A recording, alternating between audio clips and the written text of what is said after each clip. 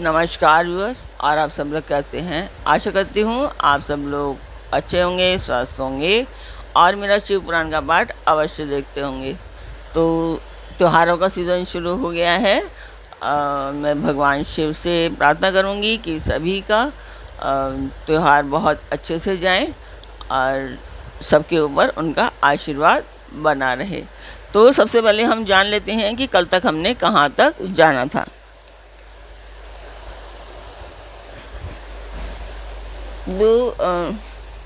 कल तक था कि पर्वत राजकुमारी ब्रह्मा, विष्णु तथा इंद्र आदि देवताओं को भी छोड़कर केवल पिनाकपाणी भगवान शंकर को ही पतिव्रता पति रूप में प्राप्त करना चाहती हैं। ये कह रही हैं, पार्वती की सखी जो हैं वो बता रही हैं भगवान शंकर को, जो एक ब्राह्मण का रूप धर के आए थे और नारद जी के आदेश से ये कठोर तपस्या कर रही हैं। द्विश्रेष्ठ, आपने जो कुछ पूछा था उसके अनुसार मैंने प्रसन्नतापूर्वक अपनी सखी का मनोरथ बता दिया। अब आप और क्या जानना चाहते हैं बताइए। तो इस पर ब्रह्मा जी कहते हैं कि नारद, विजया का ये यथार्थ वचन सुनकर जटाधारी तपस्वी रुद्र हंसते हुए बोले कि सखी ने जो ये कुछ कहा है उसमें मुझे परिहास का अनुमान होता है। यदि यह सब कुछ ठीक हो तो पार्वती जी मुझे अपने मुंह से कहें। तो जटिल ब्राह्मण के इस प्रकार कहने पर पार्वती जी अपने मुंह से यूँ कहने लगी।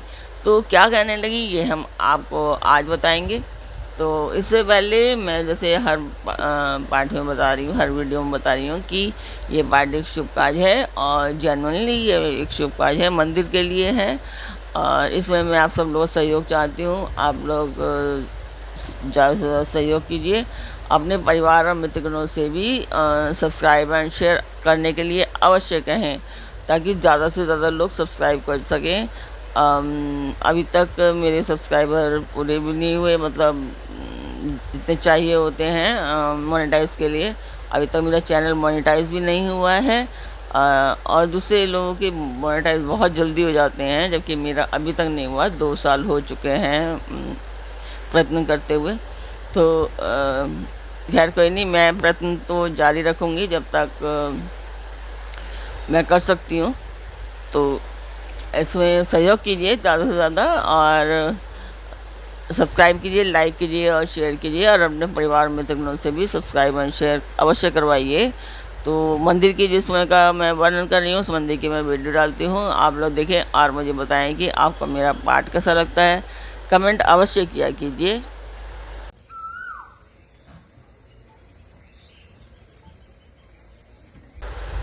तो मंदिर की वीडियो आपने देखी, आपको मेरा पाठ कैसा लगा कमेंट बॉक्स में मुझे अवश्य बताएं।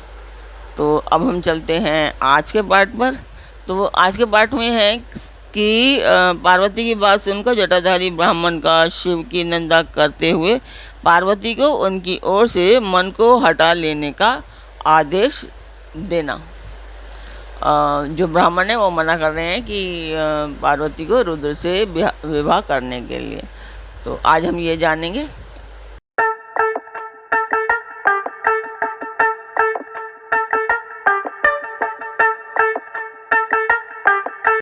तो कल तक था कि ब्राह्मण पूछते हैं और बोलते हैं कि अगर ये बात सच है तो पार्वती जी ये सब कुछ अपने मुंह से कहें। तो अभी पार्वती जी क्या कहती हैं।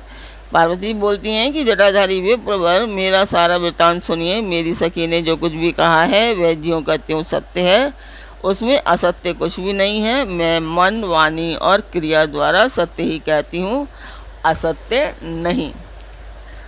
मैंने साक्षात प्रतिभाव से भगवान शंकर का ही वर्णन किया है। यद्यपि जानती हूँ वह दुर्लभ वस्तु भला मुझे कैसे प्राप्त हो सकती है, तथापि मन की उत्कंठा से विवश हूँ मैं तपस्या कर रही हूँ।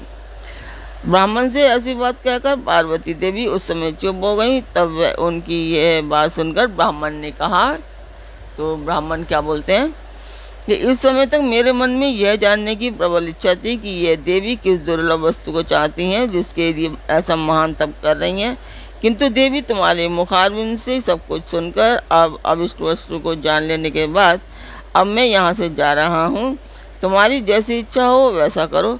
यदि तुम मुझसे ना कहती तो मित्रता निष्फल होती। अब जैसा तुम्हारा कार्य है वैसा ही उसका परिणाम होगा। जब तुम्हें इसी में सुख है तब मुझे कुछ नहीं कहना है।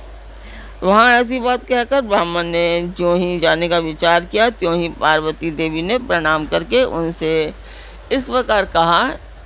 पार्वती बोली, विप्रवर आप क्यों जाएंगे, ठहरिए और मेरे हित की बात बताइए। पार्वती के ऐसा कहने पर दंडधारी ब्राह्मण देवता रुक गए और इस प्रकार बोले, देवी यदि मेरी बात सुनने का मन है और मुझे भक्ति भाव से ठहरा रही हो तो मैं वह सब तत्व बता रहा हूँ जिससे तुम्हें हित का ज्ञान हो जाएगा। महादेव जी के प्रति मेरे मन में गौरव बुद्धि है, अतः मैं उनको सब प्रकार से जानता हूँ। तो भी यथार्थ बात कहता हूँ, तुम सावधान होकर सुनो। वृषभ के चिन्ह से अंकित ध्वजा धारण करने वाले महादेव जी सारे शरीर में भस्म रमाए रहते हैं, सिर पर जटा धारण करते हैं, धोती की जगह बाघ का चाम पहनते हैं और चादर की जगह हाथी की खाल ओढ़ते हैं। हाथ में भीख मांगने के लिए खोपड़ी लिए रहते हैं। झुंड के झुंड सांप उनके सारे अंगों में लिपटे देखे जाते हैं। वे विष खाकर ही पुष्ट होते हैं, अभक्ष्य भक्षी हैं।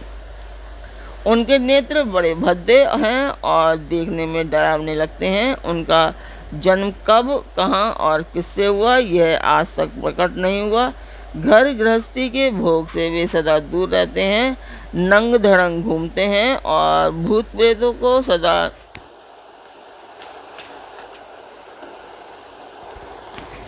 साथ रखते हैं। उनके एक दो नहीं 10 भुजाएं हैं। देवी मैं समझ नहीं पाता कि किस कारण से तुम उन्हें अपना पति बनाना चाहती हो। तुम्हारा ज्ञान कहाँ चला गया?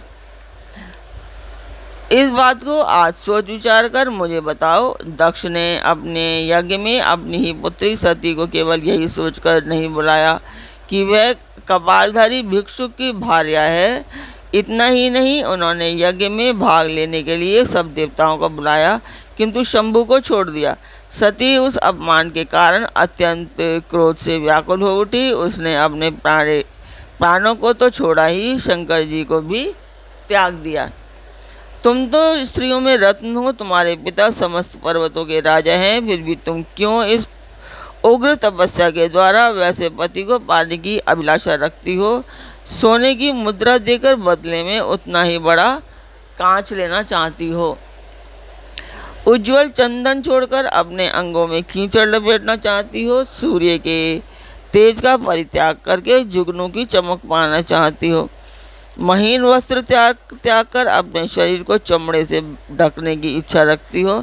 घर में रहना छोड़कर वन में धूनी रमाना चाहती हो।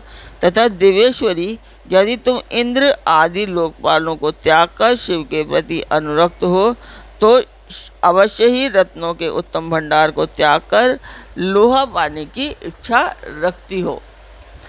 लोक में इस बात को अच्छा नहीं कहा गया है। शिव के साथ तुम्हारा संबंध मुझे इस समय परस्पर विरुद्ध दिखाई देता है।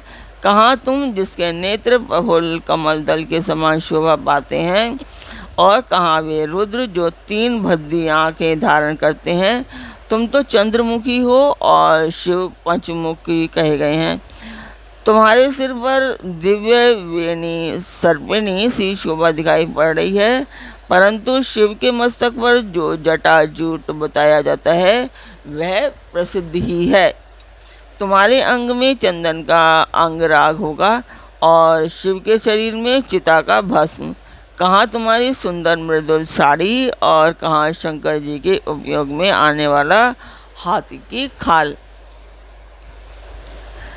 कहाँ तुम्हारे अंगों में दिव्य आभूषण और कहाँ शंकर के सर्वांग में लिपटे हुए सर्प। कहाँ तुम्हारी सेवा के लिए उदित रहने वाले संपूर्ण देवता और कहाँ भूतों की दी हुई बलि को पसंद करने वाले शिव। कहाँ तो मृदंग की मधुर ध्वनि और कहाँ डमरू की डिमडिम। कहाँ भेरियों के समूह की गड़गड़ाहट और कहाँ अशुभ श्रृंगी नाद। कहाँ ढक्का का शब्द और कहा अशुभ गलनाद। तुम्हारा ये उत्तम रूप शिव के योग्य कदापि नहीं है। यदि उनके पास धन होता तो वे दिगंबर क्यों रहते। दिगंबर मतलब यहाँ पे नंगे से कहा गया है कि वो नंगे क्यों रहते अगर उनके पास पैसा होता तो। सवारी के नाम पर उनके पास एक बूढ़ा बैल है और दूसरी कोई भी सवारी नहीं सामग्री उनके पास नहीं है। कन्या के लिए ढूंढे जाने वाले खबरों में जो नारियों को सुख देने वाले गुण बताए गए हैं उनमें से एक भी गुण भद्दी आंख वाले रुद्र में नहीं है। तुम्हारे परम प्रिय काम को भी उन हर देवता ने दग्ध कर दिया, यानी कि भस्म कर दिया था। और तुम्हारे प्रति उनका अनादर तो तभी देख लिया गया जब वे तुम्हें छोड़कर अन्यत्र चले गए। उनकी कोई जाति नहीं देखी जाती, उनमें विद्या तथा ज्ञान का भी पता नहीं चलता। पिशाची उनके सहायक हैं और विष तो उनके कंठ में ही दिखाई देता है। वे सदा अकेले रहने वाले और विशेष रूप से विरक्त हैं। इसलिए तुम्हें हर के साथ अपने मन को नहीं जोड़ना चाहिए। और कहाँ तुम्हारे कंठ में सुंदर हार और कहाँ उनके गले में नरमुंडों की माला। देवी, तुम्हारे और हर के रूप आदि सब एक दूसरे के विरुद्ध हैं, अतः मुझे तो ये संबंध नहीं रुचता। फिर तुम्हारी जैसी इच्छा हो वैसा करो। संसार में जो कुछ भी असत वस्तु है वह सब तुम स्वयं चाहने लगी हो, अतः मैं कहता हूँ कि तुम उस असत की ओर से अपने मन को हटा लो, अन्यथा जो चाहो वह करो, मुझे कुछ नहीं कहना है। तो ब्रह्मा जी कहते हैं कि नारद, यह बात सुनकर पार्वती शिव की निंदा करने वाले ब्राह्मण पर मन ही मन कुपित हो उठी और उनसे इस प्रकार बोली। तो उनसे किस प्रकार बोलती हैं वो, ये हम कल जानेंगे। तो आज का पाठ मैं यहीं पर पूर्ण करती हूँ। कल फिर मिलेंगे एक नए पाठ में, एक नई उमंग, एक नई तरंग के साथ। तब तक के लिए आज्ञा दीजिए। ओम नमः शिवाय। जय माता की।